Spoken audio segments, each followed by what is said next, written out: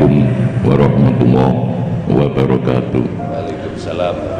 Perkenalkan Gus, nama saya Husnul Hidayat. Saya mau ingin tahu penjelasannya.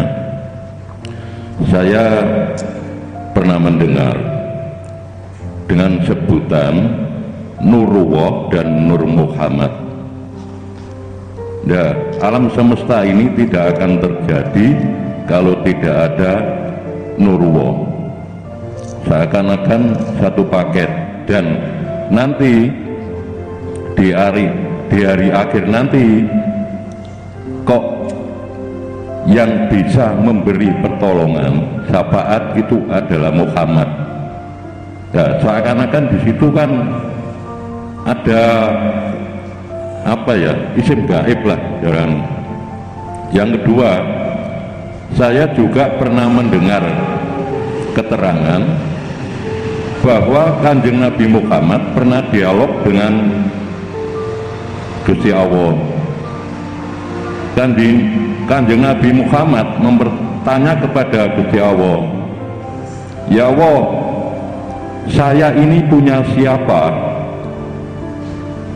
Kemudian di situ Allah menjawab, "Ya tekku mat awakmu iku." Kemudian pertanyaan kedua dari Kanjeng Nabi Muhammad, dialog tadi, kalau Allah itu punya siapa? Katanya di situ keterangannya, ya sing bersolawat nanggonmu mat. Makanya di dawuh Gusti Allah, ada inna wa malaikatahu yusholluna ala nabi ya ayyuhalladzina amanu shollu alaihi wa sallimu taslima. Maaf, dua pertanyaan itu Gus, tolong, saya ini orang loyang Melayu gitu Gus. Maaf Gus, maaf. Assalamualaikum warahmatullahi wabarakatuh. Waalaikumsalam warahmatullahi wabarakatuh. Kula niki los Pak, sembarang monggo. Sebetulnya pertanyaan-pertanyaan itu masuk dalam pelajaran ketika saat kita sudah mengenal rukun Islam, rukun iman, sifat-sifat wajib Allah, mohal jais Allah. Iku nek wis masuk di situ baru muncul satu pertanyaan seperti itu. Tetapi tetap kula jawab mawon sebagai pengalaman sisuk bagi sing dereng. Lho ngeten nggih, walaupun gak paham atas pertanyaan dan jawaban ini nanti sampai damel pengalaman, tapi itu nanti pasti akan muncul perjalanan sampai menemukan hal itu nanti pun. Pertama tentang Nurullah dan Nur Muhammad. Nur Muhammad itu kalau saya memandang dari sisi syariah itu hanya terjadi bagi baginda Rasulullah Muhammad bin Abdillah.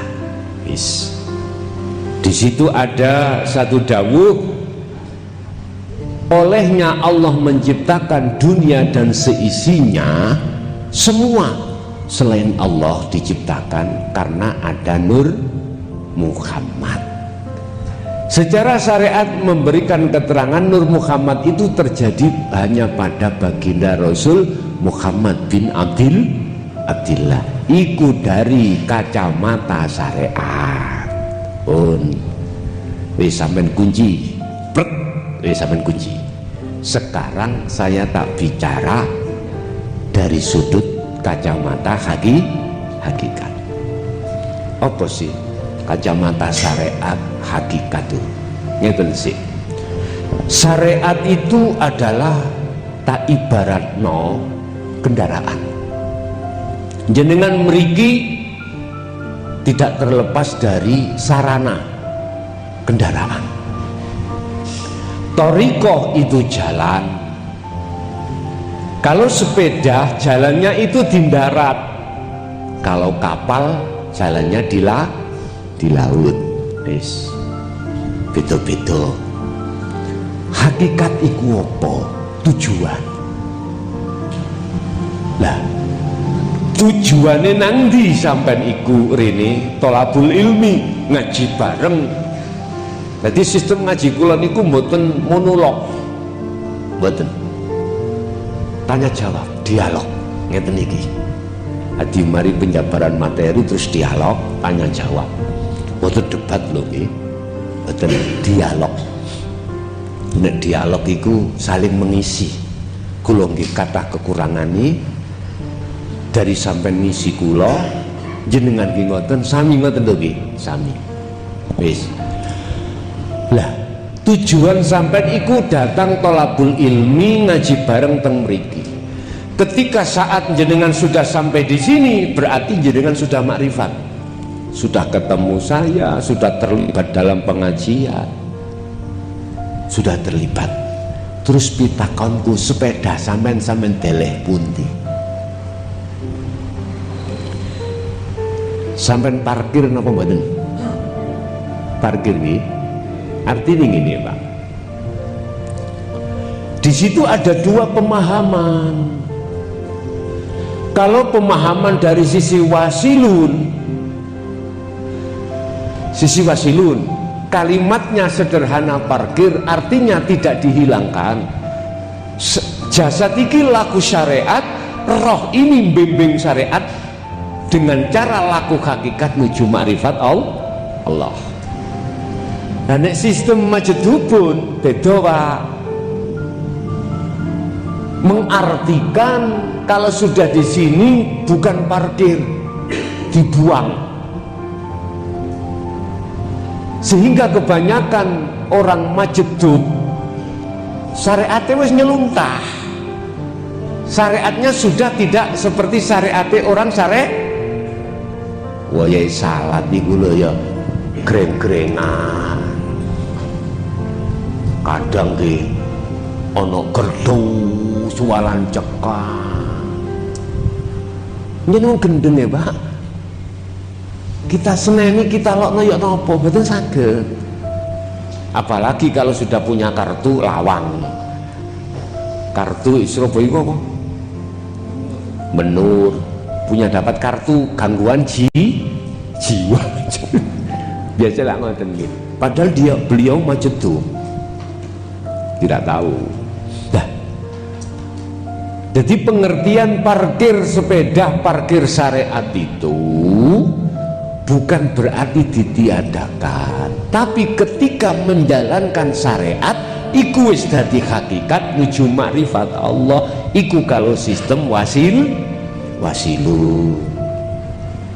Lah, iku pengertian syariat, thariqat, hakikat, makrifat. Jadi syariat itu kita laku dohir yang ditata di dalam hukum syariat iku ngelmune, terus aran sholat iku thariqoi.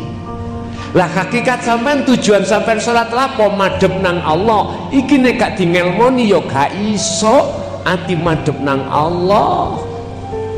Akhirnya mandek ning thariqa, sepeda ambek dalan gak ana tujuane, muter-muter ning dalan, jenenge wong lapo. Ya terserah sampean. Tapi nek ana tujuane, mbuh nang pasar mbuh apa, iku berarti ana hakikate. Tujuan sampean asli nang ndi? Nang Allah. Mengapa tidak sampai? Karena belum dingelmoni. Makanya kula mriki kula ajarno ilmune ben salat sampean estu ketemu Gusti Allah.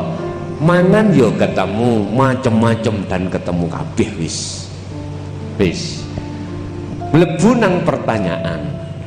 Nur Muhammad itu adalah wiji kang dumadi saklebete gesang. Wis, kacamata hakikat lho ya. Ini ada di mana? Apa ada di Nabi Muhammad secara kacamata syariat saja tadi? Saya tidak mengurangi rasa hormat saya. Wiji kang dumadi saklebete urip. Di dalam nutfah manine wong lanang ya, itu ada namanya sel. Yang sel inilah, mohon maaf, yang nantinya akan menjadi insanul kamil. Lah, kalimat wiji kang dumadi sak lebete urip, umpama tak laksanakno ndok lho ndok.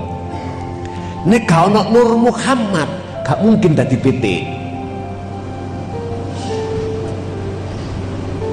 Nur iku cahaya, Muhammad iku aran. Nek gak ana rahmate Allah, gak iso ndok dadi PT.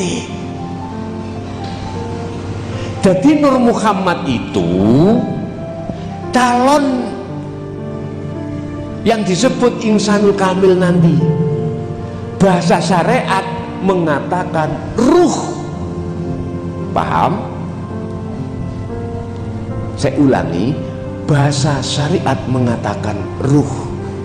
Nek gak ana ruhe, wong wedok iso meteng. Wis, aku ngomong wong wedok lho ya.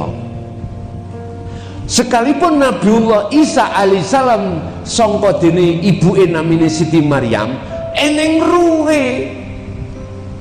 Ning Quran disebutnya sebagai Rauhil Kudus. Itu Nur Muhammad itu sebetulnya itu.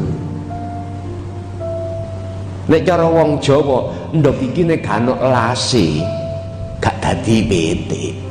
Bungker, ngene iku Nur Muhammad. Lah, Nurullah ya apa? Endi Nurullah? Sing dimaksud Nurullah ya wis dadi iku jenenge Nurullah. Dunya sak isine iki Nurullah. Perkara sing diciptakno Allah yang disebut makhluk iki Nurullah.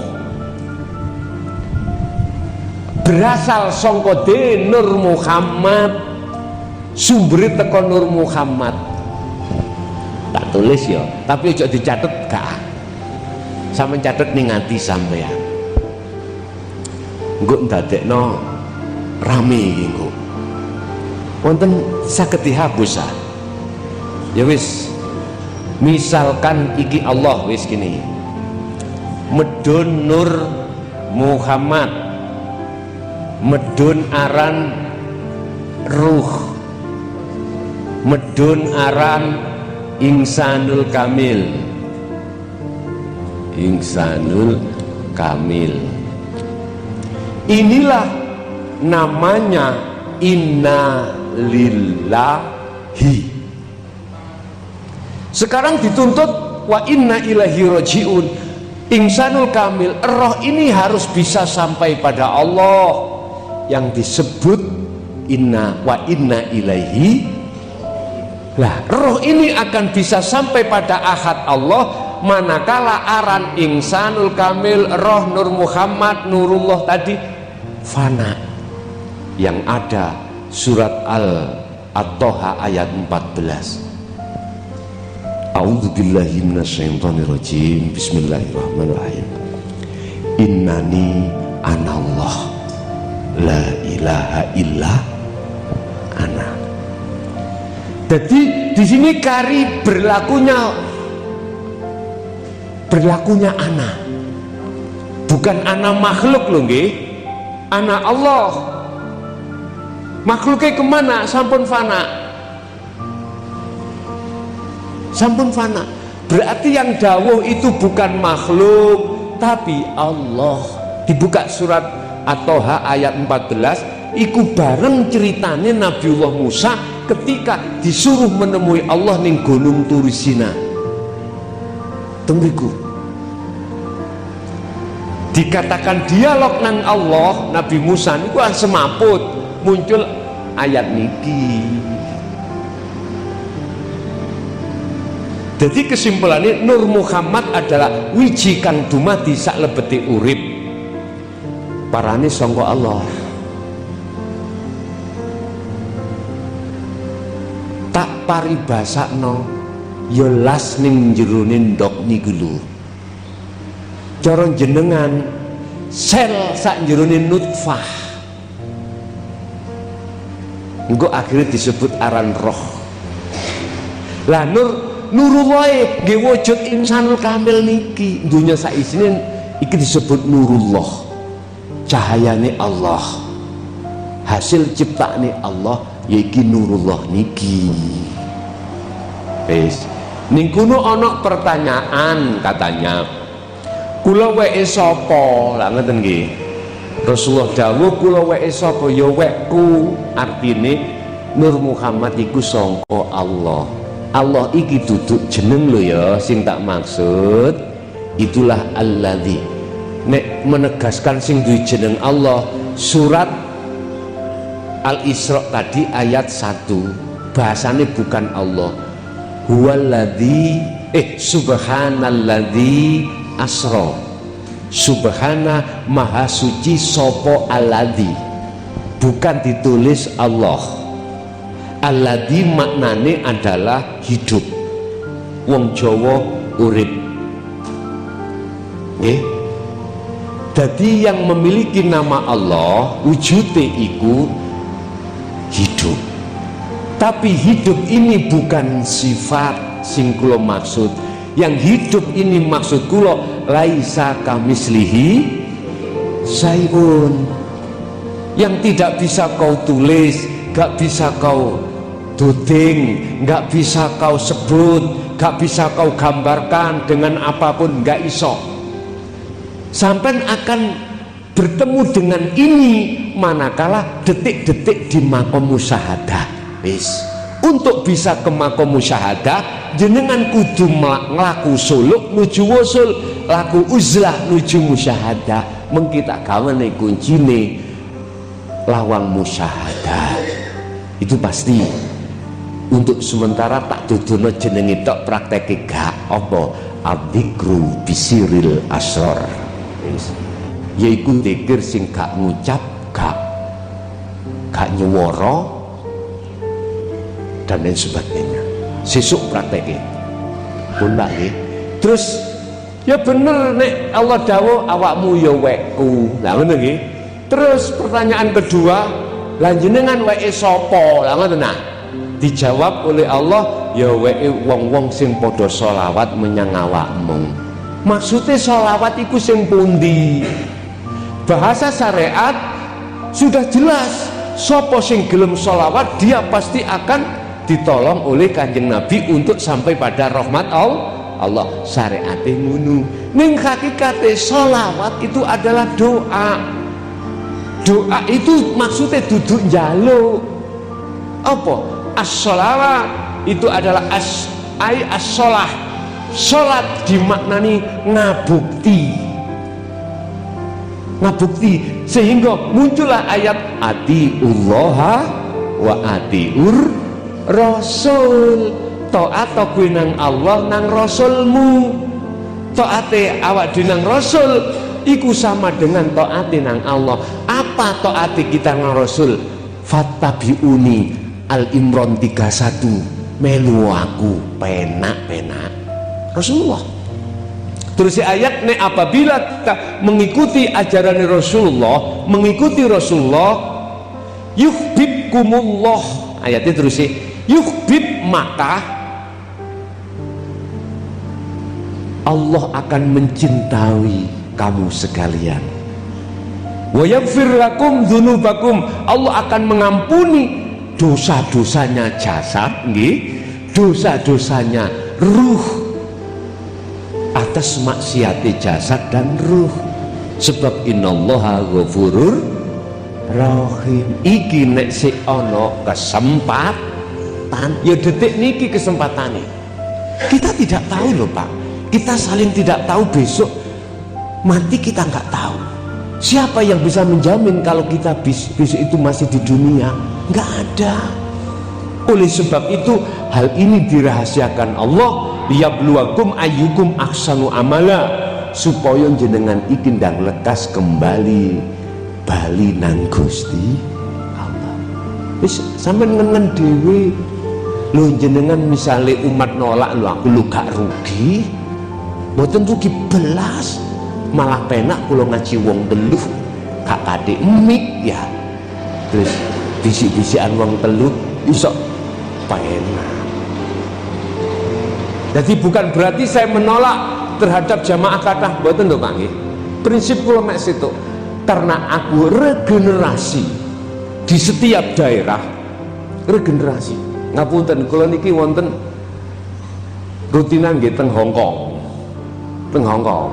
Nggih ngapunten, bukan di Indonesia saja. Di Hong Kong juga begitu. Nggih ngapunten. Maksud dan tujuan regenerasi. Walaupun sedikit, yang penting menjadi ayam. Ini nanti yang meneruskan. Masih kula sok ya bongkok. Ya mati. Lah sing terusna sapa maneh nek gak generasi berikutnya. Lho jenengan nggih ngoten.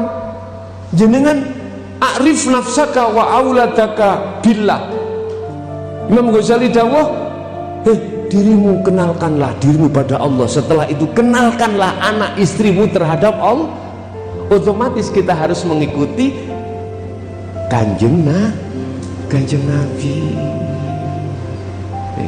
Jadi kalimat yang mengatakan aku ki yo milike wong-wong sing padha maca sholawat, artine mereka yang atiullah wa atiur rasul. Ada sebuah makalah yang mengatakan menungso iku rahasiaku. Ngaten nggih? Juga sebaliknya juga begitu. Jane masuk nggih teng mriku wau. Wong nek wis makrifat nang Allah menjadi kekasihnya, nggak ada hal yang dirahasiakan. Wis buka-bukaan. Pake ambek ibuke biyen sadurunge dadi bojo.